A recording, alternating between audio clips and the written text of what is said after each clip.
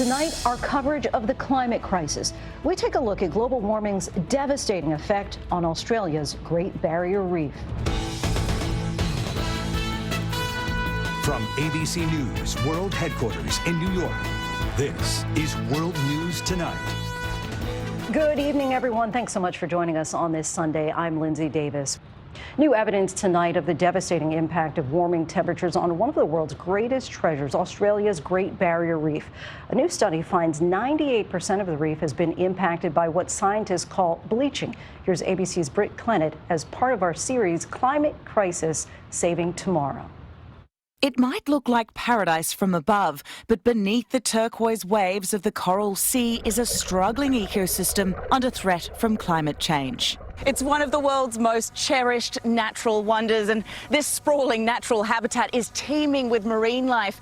But it's the maze of coral, the heartbeat of the Great Barrier Reef, that sustains the life here. This is what unhealthy coral looks like. Record-breaking temperatures in recent years have caused the living, breathing reef to lose its vibrant colour, a phenomenon called bleaching. Experts say 98% of the reef has been impacted by bleaching and warn continued stress from the extreme heat will cause the coral to die. How is the Great Barrier Reef impacted by global warming? When corals are stressed by heat waves, they lose their colour. So we talk about coral bleaching.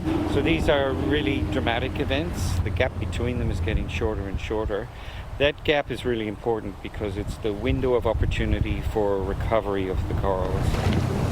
That's the research boat over there we're about to link up. We meet marine ecologist Dr. Peter Harrison and his group of graduate students near Black Island Reef off the Australian coast. So how much of this area would you say is damaged due to climate change? Most of it is damaged now through climate change.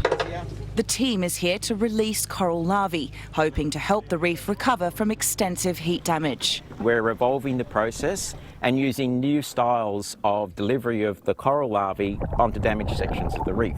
They managed to successfully release 3 million larvae, but they know their efforts alone are not enough to save the reef.